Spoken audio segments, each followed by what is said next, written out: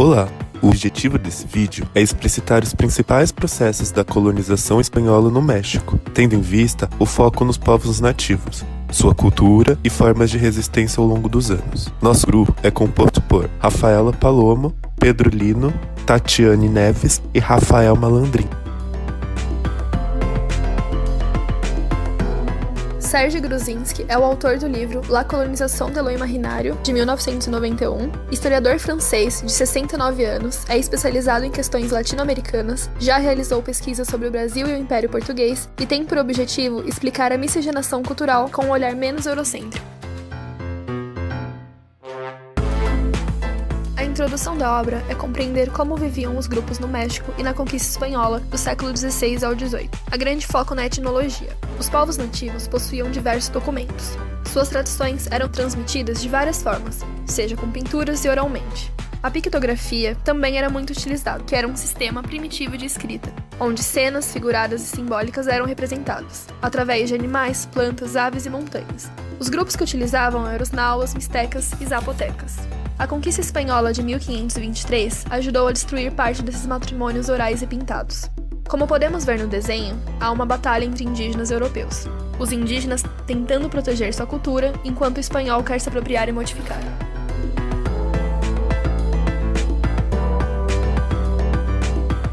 No decorrer da colonização espanhola, há a miscigenação, e as migrações e a sedentarização contribuíram para a aculturação dos povos e para memórias indígenas. As tradições orais e pictográficas eram passadas na Mesoamérica. Contudo, os espanhóis conseguem se apropriar da cultura material dos povos indígenas e passam a expropriar seus conhecimentos. Levam consigo os conhecimentos indígenas e modificam para contar a história a partir de seu viés eurocêntrico. Apesar dos espanhóis modificarem e se apropriarem da cultura material, a cultura imaterial, que é oral, ainda era transmitida através de canções que falassem sobre guerra, amor, amizade e morte, com ritmo, métrica e estruturas próprias. Como podemos observar, na construção do desenho, os nativos criaram várias formas de resistência ao longo do tempo. Alguns caciques guardavam em suas casas algumas pinturas. Alguns pintores nativos tentavam expressar através da pintura a realidade colonial, mesmo quando precisavam realizar obras para os espanhóis. Isso ocasionou uma cultura híbrida.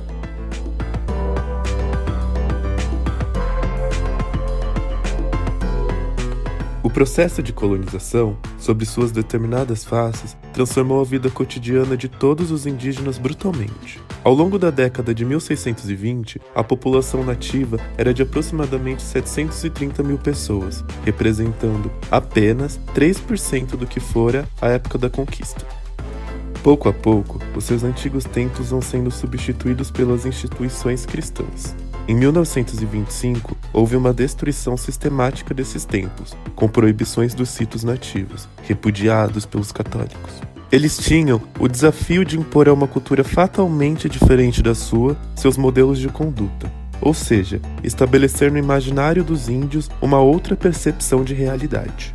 Essa, entre aspas, transferência de fé acabara por criar uma sociedade de uma cultura estranhamente híbrida. Enquanto recorriam a lugares distantes e isolados nos quais pudessem exercer suas crenças, absorviam os símbolos cristãos, como as pinturas e santos confeccionados pelo Santo Ofício, à sua própria mentalidade.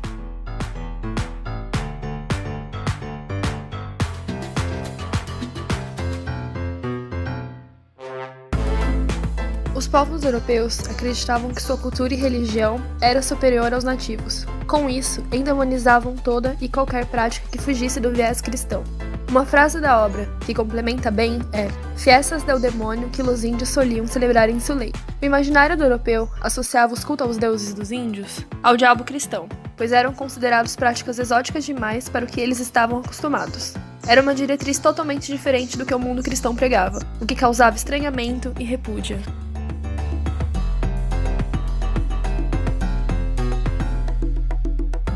Como elucidado ao longo desse trabalho, os ibéricos tentaram cristianizar os nativos. Como isso foi falho, há um grande conflito de povos e divergências culturais. Todavia, mesmo com essa perseguição, os nativos nunca deixaram de lado suas tradições e sua autenticidade. Os povos antigos permaneceram no imaginário dos povos atuais, o que garantiu uma conservação de conhecimentos que os europeus não puderam apagar. Aquele mundo não era mais o mesmo. Cedera espaço à civilização. Agora, os tratos sociais eram outros, orientados pela ótica do Ocidente. Os nativos veriam o nascimento desse novo tempo, ao passo que se esforçavam constantemente para que seu mundo não se tornasse uma lembrança distante, um sonho efêmero.